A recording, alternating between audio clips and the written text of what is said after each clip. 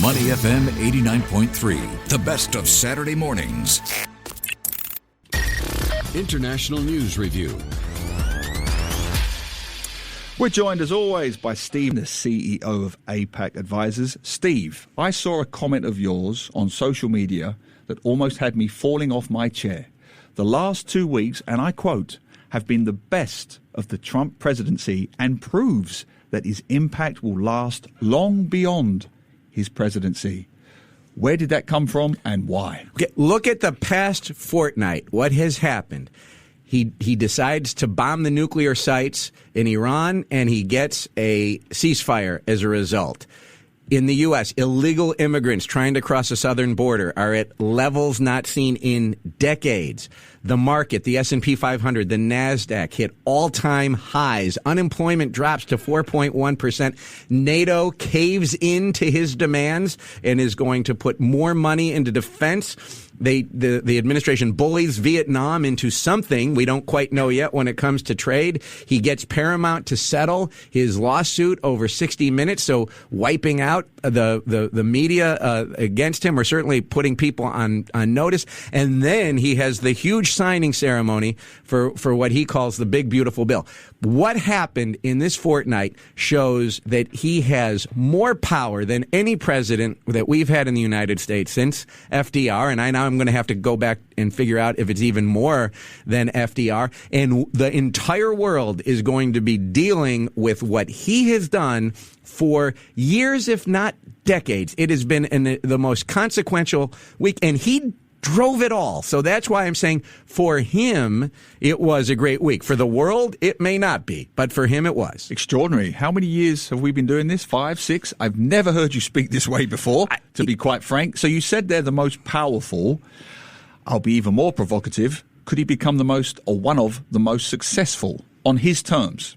It depends. And this is, I think in some ways, that's why I said years and decades. What is going to happen as a result of what has occurred, especially in Iran, in the Middle East? Is this going to is the lesson that Iran is going to take from this, we need to get a nuclear weapon? And is this going to speed up the nuclearization of the Middle East? Because if Iran gets it, then the Saudis are going to want it. It's going to be an awful arms race. Or is this going to lead to some type of détente between Israel and Iran, which will then lead to greater peace and prosperity across the Middle East? We don't know what this is going to do yet. We also don't know what are the consequences going to be of all of these trade deals that are supposed to be announced on July 9th. Maybe they will. Maybe they won't. We don't know how the impact of this legislation that just got passed in the United States that adds huge amounts of debt to the United States and also has other significant changes. What is the consequences of this? So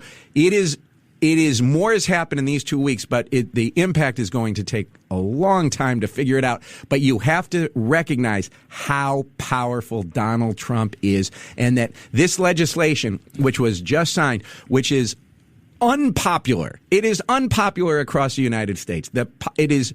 If you poll on it consistently, it's underwater by 20 points. Yet Donald Trump forced it through by sheer godfatherness, right? Got a tie in the Senate with the vice president had to bring, passed it with only 2 votes to spare in the House, even though the Republicans in the House and the Senate know that this bill is not what the American people want. It's not, frankly, what most of them want. Yet Trump got it done.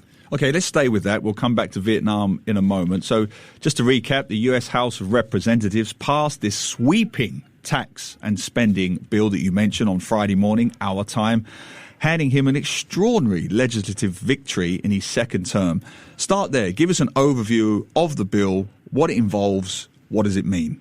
Well, this is the mess that the United States has been in now for years and years. You can't get anything through the Congress unless you use, frankly, what are really gimmicks. And the gimmick is that you put everything into one bill. You call it a reconciliation package, so it can pass with only 50 votes in the Senate, and it's not subject to the filibuster.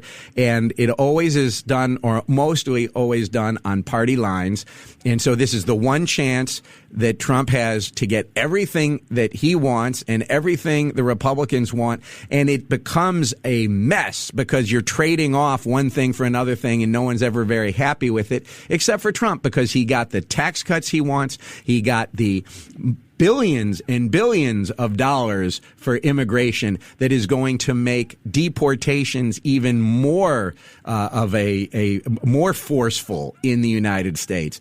He's gotten all of the clean energy subsidies, or many clean energy subsidies, have been eliminated. So it is going to do what he wants for the oil and gas sector, but it's going to hurt globally the clean energy sector. And so what we see with this bill, which is unpopular, is that the substance of the bill doesn't matter. It is Trump's personality getting it through. That's all that counted here. I read an extraordinary claim, Steve, in The Guardian that says this legislation is going to speed up and expand, as you mentioned, immigration and the power of custom enforcement deportations, which will probably make his desire for a wall, the Great Wall he was going to build along the Mexico border, a reality. The wall could actually happen. The wall will be more there, but the wall's not what's important. Donald Trump said he wants to deport 10 million people from the United States. That is really almost impossible to do unless you do something, unless he can get people to self-deport.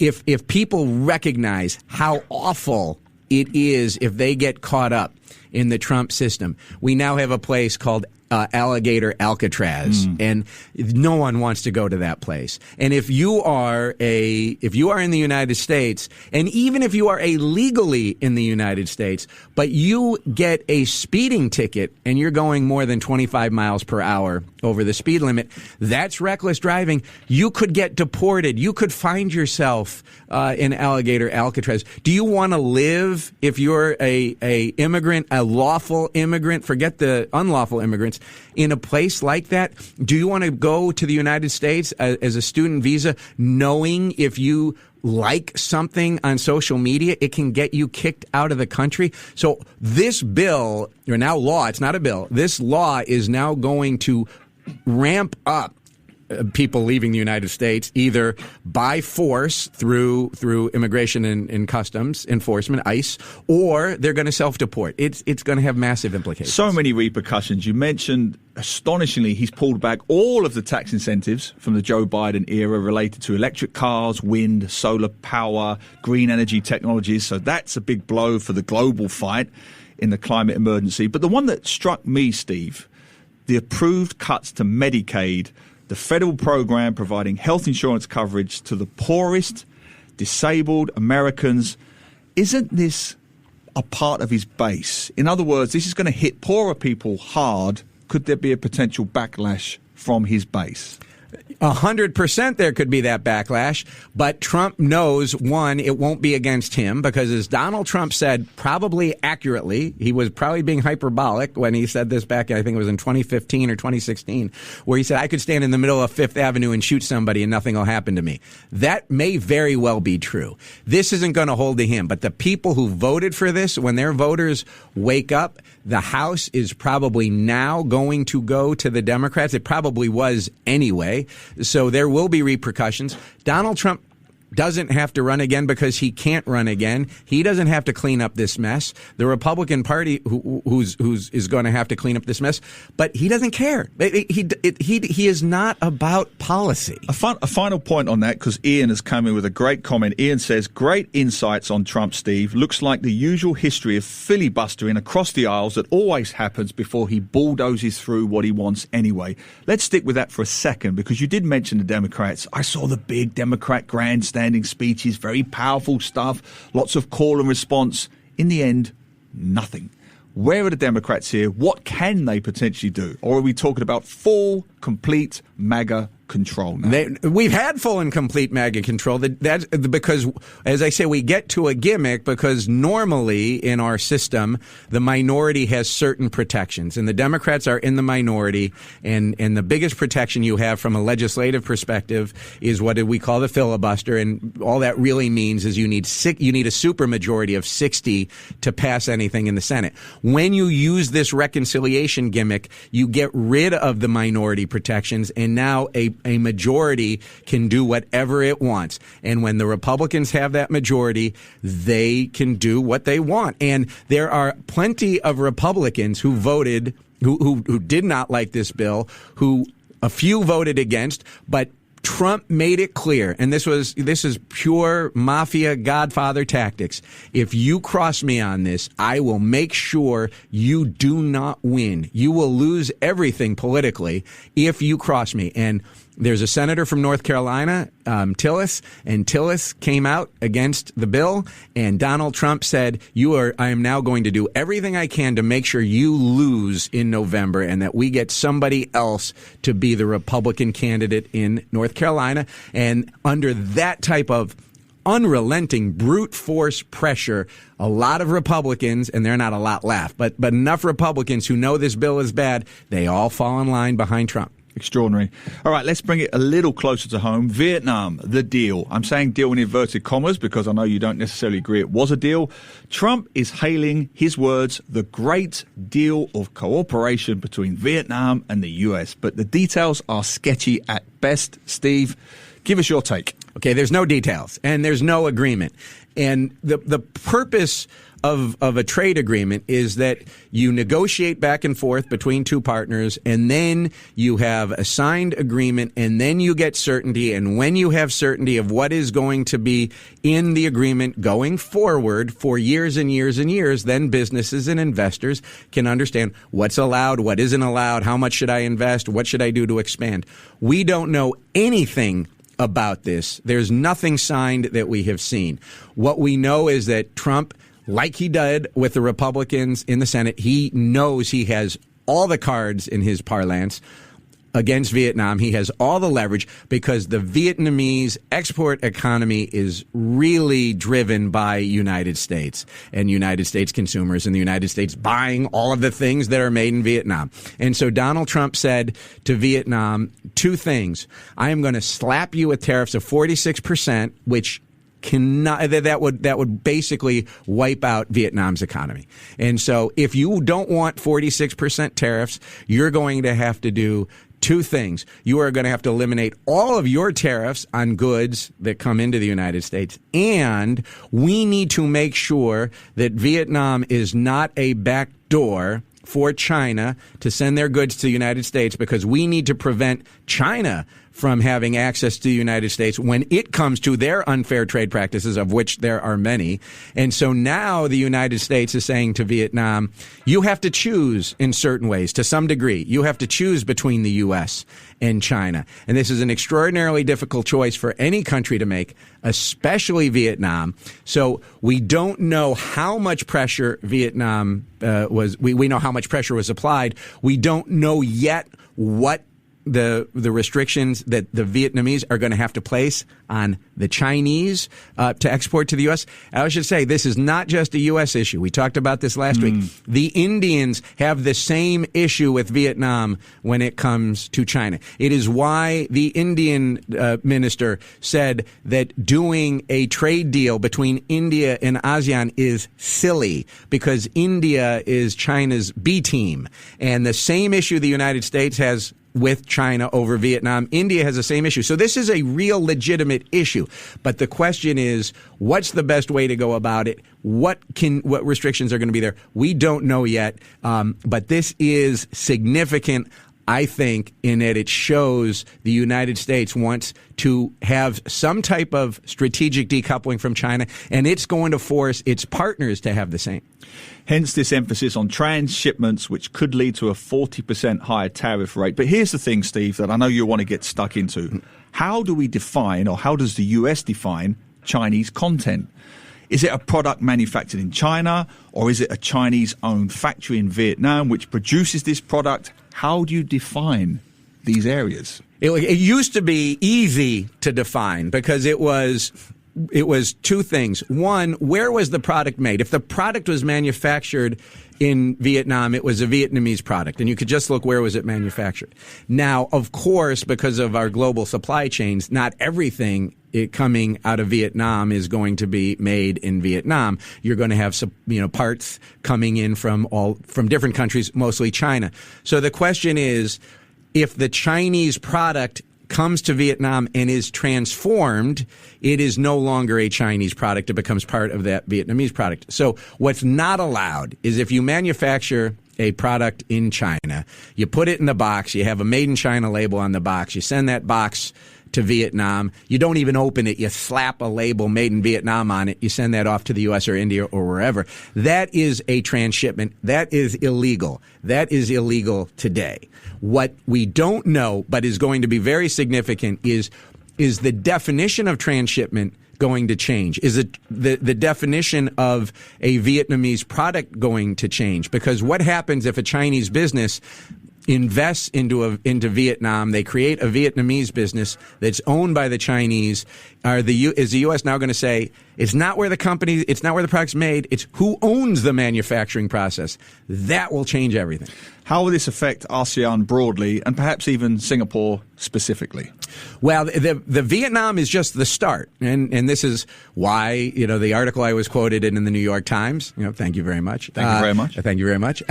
And this is where the United States is saying we need to have a strategic decoupling from China. We cannot allow China to use its unfair trade practices, to use its state subsidies, which create an excess capacity. We cannot allow China to use the power of the state by owning businesses through state-owned enterprises, which we block from going to the U.S. or put on a higher tariff rate, to just circumvent that and go into Vietnam. And if that's so Vietnam is the test case, because whatever applies to Vietnam from the United States on strategic decoupling, that's going to apply to everybody. That is going to have a massive change in supply chains. It is going to have a massive change in where you're going to source. It is going to have a massive change as to who your competitors are. And so it is going to have huge implications. And if you want to bring it to Singapore, so if all of a sudden the U.S.-Indonesia agreement changes what the Indonesians have to buy from the United States, if the Indonesians are sourcing from Singapore now and they're not allowed to do so anymore because the country gets a higher tariff rate from the United States if they buy from Singapore as opposed to the U.S. or anywhere else, that is going to change businesses here. So we are in a situation where the global trading rules are being rewritten, and we don't know yet how they're being rewritten, but we all have to watch. Okay, a quick one-line answer for Ian, who says, Steve, impact on the midterm elections, upsides or downsides for the Democrats? The upsides are all for the Democrats. The House was always going to go Democratic by conventional wisdom because every election just changes things now and then. The issue is what happens in the Senate. The Senate is a little bit different in terms of the individual senator matters more because there's one per country. Now, when you get a moderate from a today's Republican perspective, like Tom Tillis, who can win independents in North Carolina, he's out because he was forced out by Trump. If they put a real MAGA Republican in there, they could lose that Senate seat that they might not have lost had Tillis been able to run again. So is Trump going to go back to what the disaster was for him in his first term, where he puts in MAGA people to run in these states that are not MAGA, like North Carolina, like Maine? Could he cost Senate seats that he should have won otherwise? So maybe, I'm not going to say the Senate's in play yet, but maybe the Senate will be in play when we see who these new Republican nominees are. But huge political implications. It's going to be really hard when a Republican from a district that Harris won has to say, I voted for this bill that you hated. If only they could have killed the bill. Kill Bill. Did you see what I did there brilliantly? Kill Bill starred the great late Michael Madsen, who sadly passed away this week. He was a favourite actor for director Quentin Tarantino, starred in Reservoir Dogs for Tarantino and The Hateful Eight, I believe, and also Kill Bill. What's your favourite Michael Madsen movie? Well, I forget movie. I can get to the scene. That one of the greatest movie scenes. Absolutely. Okay, we don't even have to go there. No, say it. You Yes. do it. You do it. Okay, he sets it up. He's got the cop tied to the chair. He's about to torture the cop. He's playing Mr. Blonde in Reservoir Dogs, and he fiddles with the wireless, and he finds the great song by Steelers Wheel, Stuck in the Middle with You, and he tortures the cop to one of the greatest folk songs ever written. It sounds terrible, but it's actually quite funny. I disturbingly, I would put that more disturbing than funny, and that scene is one of the most compelling scenes of any movie. And I mean, I'd argue Reservoir Dogs is maybe Tarantino's best film, and he's got a lot of good ones. The thing when I read, when I knew we were going to talk about him, was that he was offered the part of that Travolta got in Pulp Fiction and turned it down, which then cost him a breach of being in other Tarantino movies until they made up. But what his career would have been, and what would Travolta's career been had Madsen taken that role and Travolta not had it, because that was the career resurrection for Travolta after he went into the tank. After, obviously he had Saturday Night Live and Grease, it turned Travolta's career around. And what Madsen was in some great movies, and he was in more terrible movies. Oh yeah, terrible movies. Would he have been the Travolta that we know today? So just that one decision is just one of those what ifs in Hollywood. Sliding doors moment. Reservoir Dogs, Kill Bill, Thelma and Louise, Donnie Brasco, some great Michael Madsen movies. The Natural. A great film. And he was Bump in The Natural. It was a great performance, and I think it was his second movie was The Natural. Brilliant. And The Natural on this show is Steve Okun. Thank you very much, Steve. To listen to more great interviews, download our podcasts at audio.sg or download the audio app. That's AWEDIO, audio at the App Store and Google Play.